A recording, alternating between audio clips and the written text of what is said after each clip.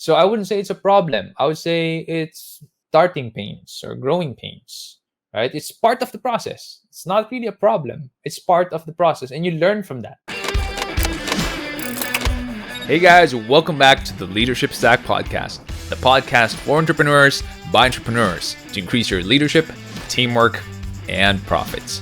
This is your host, Sean C., aka Mr. CEO at 22.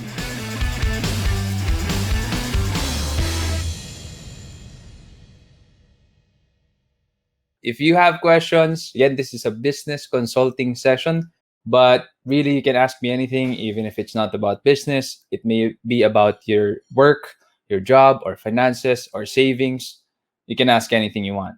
The URL for the Discord channel where you can ask questions, again, don't ask them on Facebook, don't ask them on YouTube, is right there. So from the channel.c/Discord. And I hope you can join the Discord community. So we discuss there things that we learn with each other.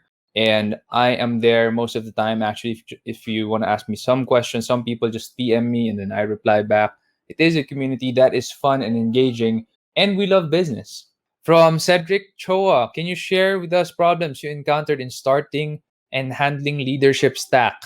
Starting the podcast, I actually started it in a very crude way. If you watch the very first podcast episode recording that I did, it was with my wife Apple and my brother Kevin, and it was just in my office. And we had a lot of reverberation, we had a lot of noise, may mga kotseng dumadaan. We started it very crudely, like how you would pretty much start a startup. You know, when you start a company, it's never going to be perfect. I started SEO Hacker from the attic of my parents' house.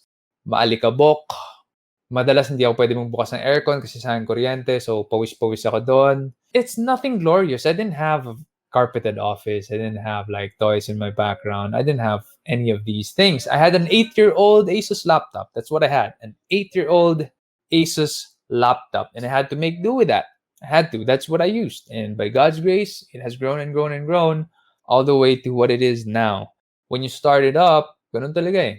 So I wouldn't say it's a problem. I would say it's starting pains or growing pains, right? It's part of the process. It's not really a problem. It's part of the process, and you learn from that. So I learned how to reduce reverberation. Like right now, if you think that the audio output is pretty good, it's because I use a mixer. I use Focusrite 2i2. I'm not getting anything from this. So just a disclaimer, I'm not a promoter. Buy at your own risk. Yeah, I had it shipped from Amazon and all the way here. And then I make sure that the gain is low so that it doesn't get any feedback or white noise, and then nilalapit ko yung bibig ko dun sa mic to make sure that my voice is clear. So if you're happy with the audio output, that's what I do. So I'll only learn these things because of the many mistakes, growing pains, startup pains that I went through. I think those are the only things, because by God's grace, the leadership stack team, my editor for the podcast, my editor for the video, you guys do a fantastic job. I don't have problems doing that. These guys do a fantastic job. All I do is create content. That's it. I record this. I answer your questions here. I record podcasts with guests. I don't edit. I don't do the transcriptions. I don't animate. They do everything. And why are we doing it for free? Well, they're funded by SEO Hacker. I pay them their salary through SEO Hacker, but I'm doing it for free. So actually, I'm not doing this really for free. I pay a lot to produce the leadership stack, but it's my way of paying it forward to you guys, right? So you guys learn a lot as well from what I went through. From Patrick, one project you regret taking and what happened to it? What lessons did you learn from it? Well, I've had more than one project that I regret taking, and usually this comes from the wrong customers or the wrong clients. When I say wrong customers or wrong clients, ito yung wala silang budget or mali yung expectations nila kahit na pinaulit-ulit mo na hindi sila nakaintindi, or tanong sila ng tanong sobrang kulit. It could be from different things. It could be from different things. Usually, it's from a client that doesn't really have the budget, meaning hindi nila kayang bayaran yung services namin.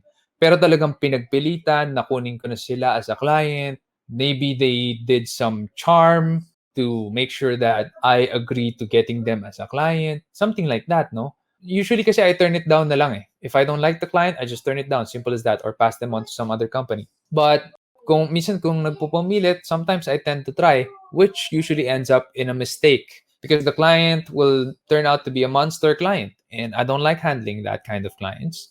So we fire the client. And usually when we fire the client, there are expenses already on our end that they wouldn't pay. So, inabonohan ko na yun. It's a bad debt on our book, on our accounting. So, I have more than one project that I regret. RJ Legaspi, how do you deal with problems or challenges in life? Prayer. That's it. I can't make it up. I can't make things up. My answer would really be going down on my knees, praying. Guys, kahit domestic problem yan sa katulong, kahit problema sa boy ko sa office or sa driver ko, that's what I do. I kneel down and pray. That's the first thing that I do. I don't have the answers. I don't have the solutions. I don't have powers to do that. I am a very limited man. And so the first thing I do is go to a very unlimited God and ask him for help. We have a question from RJ Legaspi. What was your first job? Actually, I worked as an IT consultant for Hewlett Packard. So I don't know how else I can make it interesting for you. The starting pay was 25K.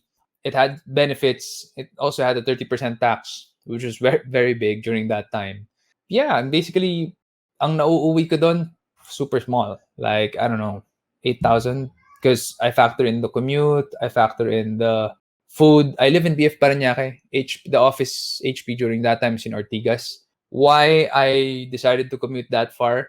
Kasi yung nililigawan kong babae taga Quezon City. She's my first girlfriend and my last also. She's my wife now. No? So, effective naman. Sulit naman yung malayong distance na yun. Yeah, I would commute, tricycle, jeep, bus, MRT, jeep, and then walk like 10 minutes to go to the office. So it wasn't an easy commute. It was also expensive for me. Wala pa yung mga UV Express nun, hindi pa ganun ka-uso yun dati. So yeah, it was fun. HP is a good company, I would say. HP is a really good company. Patrick also asks, what is happiness to you? Happiness to me is when I am in a state where I don't want anything. So if I'm in a state where I don't want anything, I'm happy. Contentment. I guess I'm equating it with contentment. That for me is happiness.